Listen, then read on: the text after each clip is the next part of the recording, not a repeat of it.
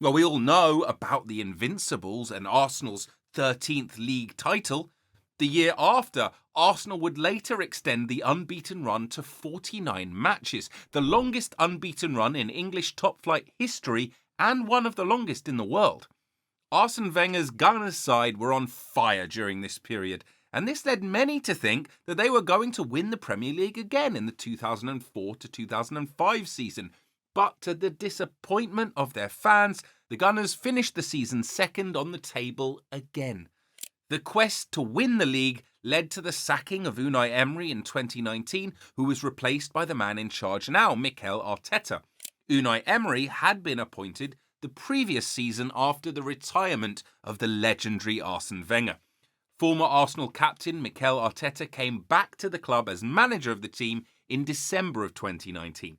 His first 2 seasons ended poorly as he failed to finish at the top, finishing in the 8th position for both seasons. He finished 5th in his 3rd season and has fought for the league until the final days in his last 2 seasons, agonisingly finishing 2nd in both cases, closely behind Manchester City. Last season, the Gunners finished just 2 points behind Man City. The last 2 Prem seasons have been very interesting for Arsenal fans. Under the tutelage of Mikel Arteta, they have risen to the rank of being referred to as one of the favourites to win the league again. Although the 2 seasons may be said to have ended disappointingly because they couldn't secure the title, their growth has been a wonder to the world. And this is owed in large part to the great managerial displays of Mikel Arteta and the great squad he possesses. Arteta was under the tutelage of the man who's arguably the best manager of all time, Pep Guardiola, when he was signed by Arsenal. He was appointed as an assistant coach at Man City in July 2016 and was part of the coaching team that won the Premier League in the 2017-18 season with a record 100 points. City later became the first club in 10 seasons to retain the Premier League trophy a year later, while Arteta was still by Pep's side learning his philosophy. He was appointed as the Arsenal manager midway through the 2019-20 season, and although Arsenal finished the season in 8th, it was a successful season because they won the FA Cup and qualified for the UEFA Europa League. They also finished 8th place in his 2nd season. But then, in the 2021-22 season, Arsenal secured 5th position.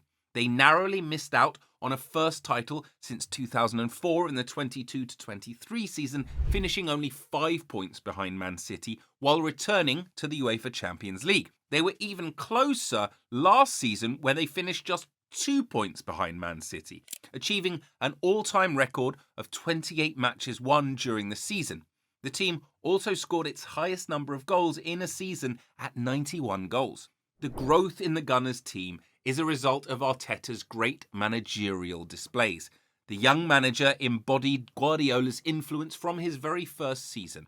Upon his appointment, Arsenal immediately started playing in a structured way, looking more compact when defending and more rigid in their positions when on the ball. Even though his first 2 seasons were not that successful, trusting the process was the mantra of Arteta believers, and thankfully they did. Since joining Arsenal, Arteta has won 7 Barclays Manager of the Month awards. Only 7 managers in Premier League history have won more than him. The former manager of Chelsea, Pochettino, believes that Arteta has what it takes to be one of the best managers in the world.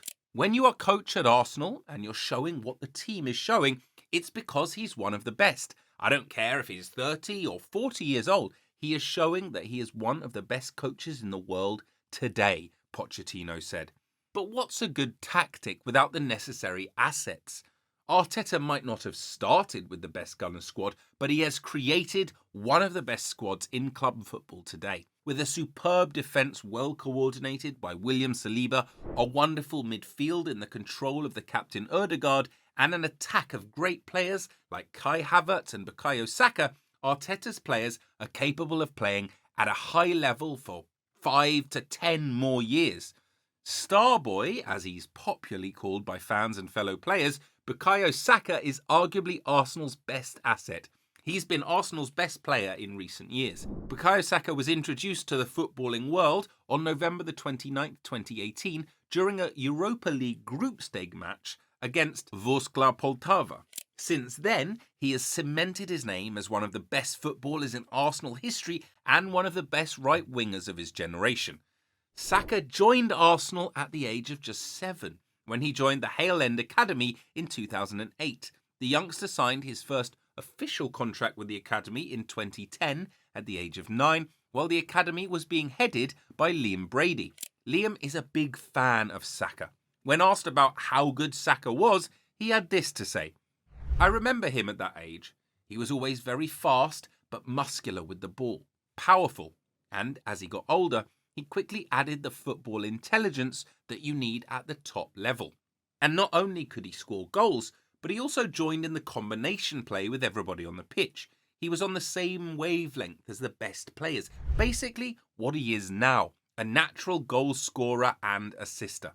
The English star left Hale Academy in 2018 at the age of 16 and has remained a role model for young players in the academy since then. "We talk about strong young gunners, and he's the role model," says academy manager Per Mertesacker. He made his Premier League debut in January of 2019, becoming the first player born in 2001 to feature in a Premier League match. Since his debut, Saka has been an integral part of the Arsenal squad. It was in the 2019-20 season that Saka broke into Arsenal's starting lineup. During the season, in 38 matches, Saka scored 4 goals and had the highest number of assists by an Arsenal player with 12. The 20-21 season was even better for the Arsenal forward. He was voted player of the 2021 season for Arsenal after a standout campaign. He also won 3 consecutive Arsenal Player of the Month awards, and like the previous season, Saka also topped the list of the highest number of assists by an Arsenal player, with 7 assists while also scoring several goals. He ended the season representing England at Euro 2020 and became England's youngest ever player at a major tournament final. This, however, was also arguably his lowest moment. Missing the penalty against Italy and receiving all that hateful abuse in the coming months was horrific and unjustified. But how he has bounced back since then is admirable, and I think even non-England or Arsenal fans were proud of him when he scored that penalty against Switzerland in the Euros this year. He has bounced back incredibly. Saka continued his wonderful displays in the 21-22 season, and this earned him the Arsenal Player of the Season award again, becoming the first player since Thierry Henry to be named Arsenal Player of the Season in consecutive years. He was also Arsenal's top goal scorer with 12 goals. Saka ended the season by being one of the contenders for the Premier League Player of the Season and PFA Young Player of the Season awards. Saka hasn't dropped his level since then. In the 22-23 season, for the first time, the Englishman had a double digit for number of assists and goals scored in the Prem. He scored 14 goals and provided 11 assists. During this season, he extended his run of consecutive Premier League appearances to more than 70 and reached 50 combined career goals and assists in the league. The 23-24 season was also an amazing one for the youngster. Saka, the 22-year-old Arsenal winger, scored 16 goals and provided 9 assists in the 23-24 Premier League. Discussing Bukayo, Arteta said, "When you talk about consistency at his age, what he has done in the last 2 or 3 seasons is remarkable. His attitude, his quality, and what he delivers every week, it's really difficult to find. That's why he's so important to us." Now, the Gunners had the best defence last season. With William Saliba coordinating the back line, Arsenal's defence is in good hands next to Ben White and Gabriel, who are both brilliant as well. The once rejected Saliba has now become one of the best defenders in the Premier League and the world at large. Although Saliba joined Arsenal back in 2019, he was never really given the chance to play for the team as he was loaned out for 2 years. But since making his debut at the beginning of the 22-23 season, he's become an integral and irreplaceable part of the starting 11. He's currently regarded as one of the best defenders in Europe, and his partnership with Gabriel last year was unreal, both defensively and in the goals department. Now, one weakness pointed out by Arsenal fans was the left-hand side of defence with Zinchenko at left-back. This should now not be a problem as Timber is back from a long injury and he looked promising in those few games he played for the Gunners. But also Calafiori, who has signed for the Gunners in the summer. He can play left back and centre back and offers an excellent player to contend for left back and maybe even challenge Gabriel for his spot. What do you think? Will he replace Gabriel or play left back instead? Now, you may wonder why we said Saka was arguably Arsenal's best player last season.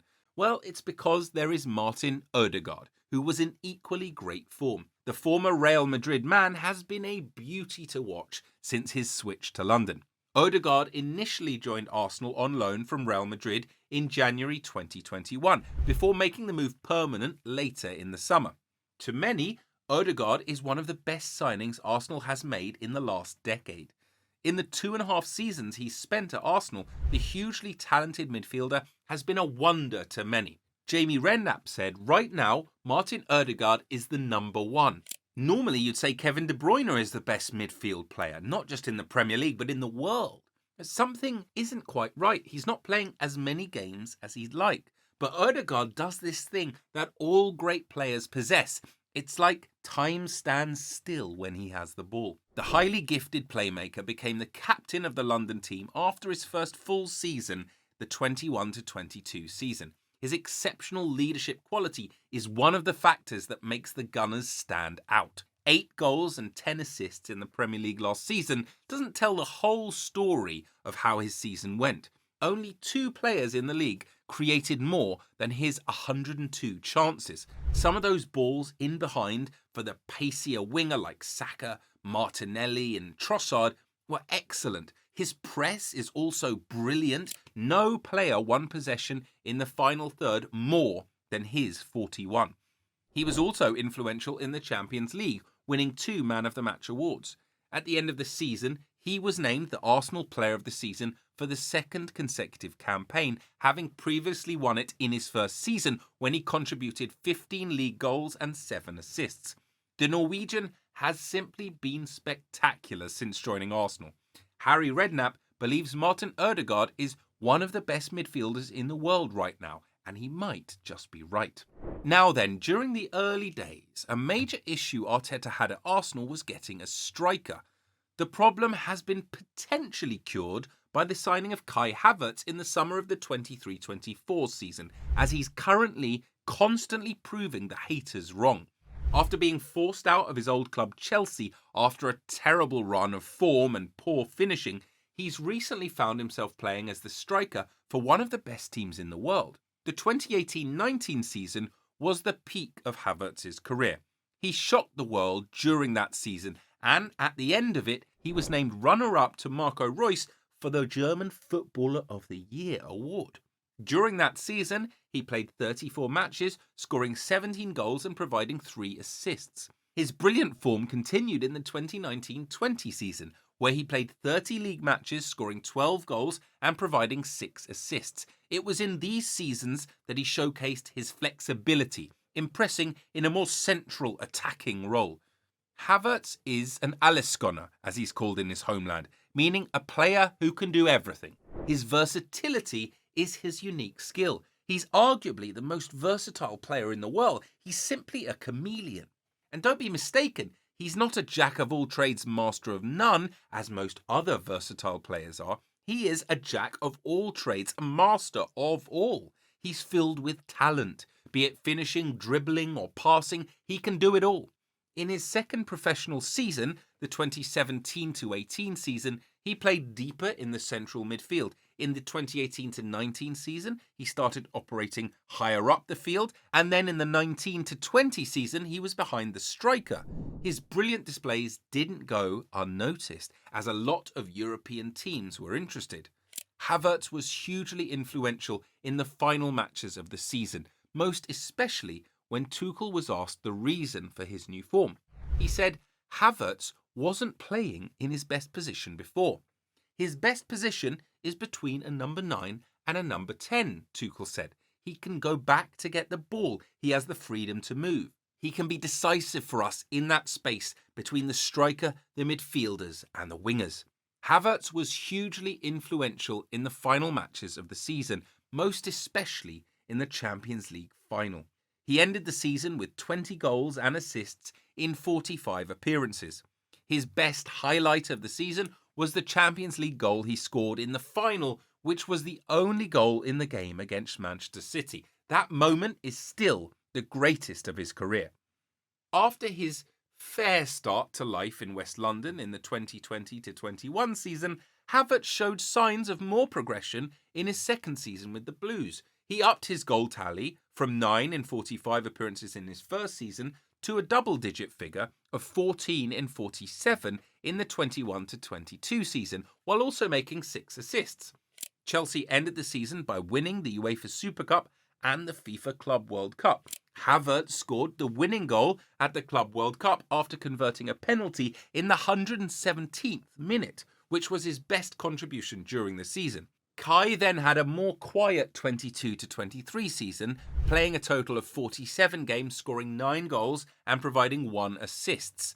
By the end of the 22-23 season, Havertz had spent a total of 3 years at Chelsea, during which he had struggled to find consistency, especially considering his $113 million price tag arriving from Bayer Leverkusen.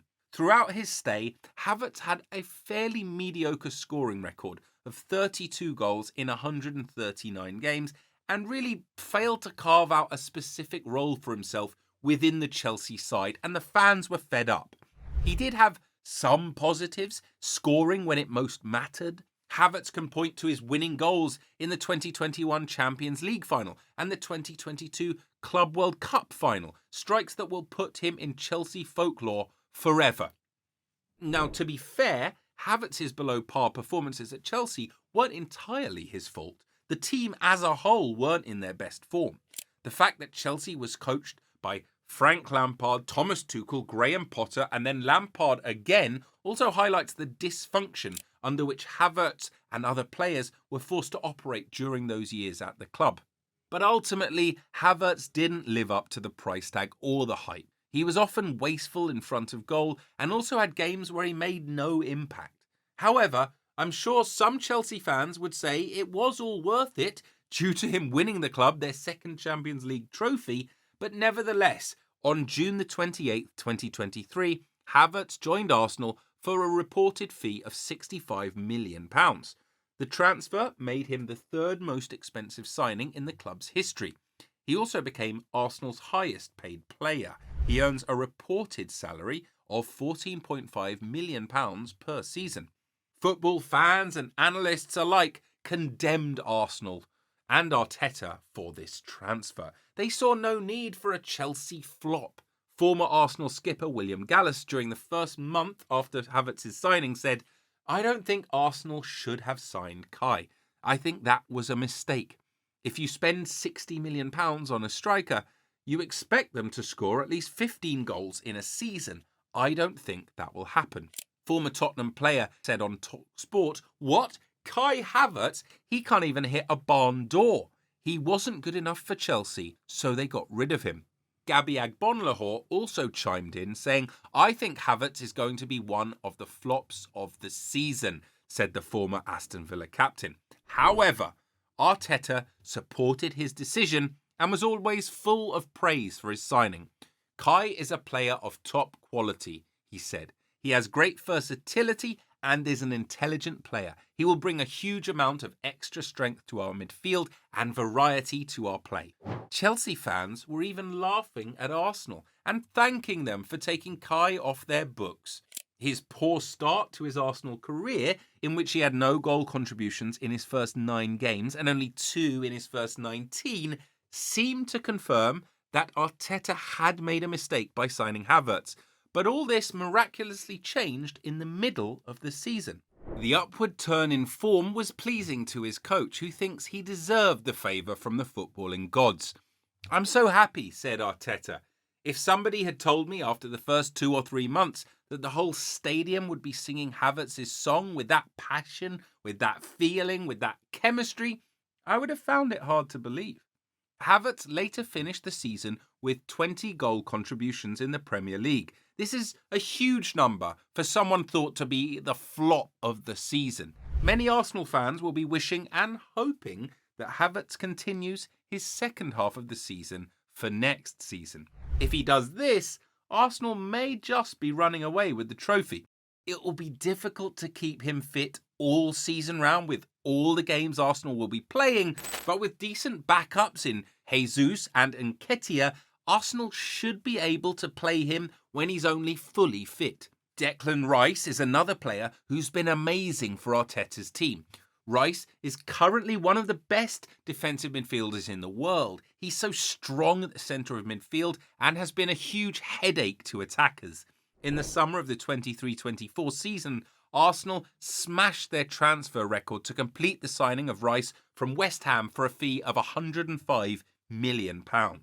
At the time of the purchase, many thought Arsenal had wasted money or at least overpaid for the Englishman. But with how he played last season, he has silenced the critics. He controlled the Gunners' midfield perfectly since joining. Rice was an instant success upon joining Arsenal. At the end of the 23-24 season, he was voted second in the Arsenal Player of the Season award. During the season, Rice scored 7 goals and provided 8 assists in the Premier League. Some of those goals were crucial. His first strike for the club was the late second goal in the 3-1 home win over Manchester United in September 2023. And he also helped earn a 2-2 draw at Chelsea and netted the 96th minute winner in a 4-3 victory at Luton Town. So without doubt, Rice is one of Arsenal's best assets and the heart of Arsenal's midfield. Arteta knows that one of the reasons his squad fell short last season was because of depth. And as a result, even though Arsenal have been quite silent in the 23-24 transfer window, they have secured the signing of Riccardo Calafiori, the Italian defender. Calafiori was one of the finest defenders in Serie A last season, and he will be a perfect addition to the defence. With this great squad, what is stopping Arsenal from glory this season? Nothing? Or maybe just Pep Guardiola?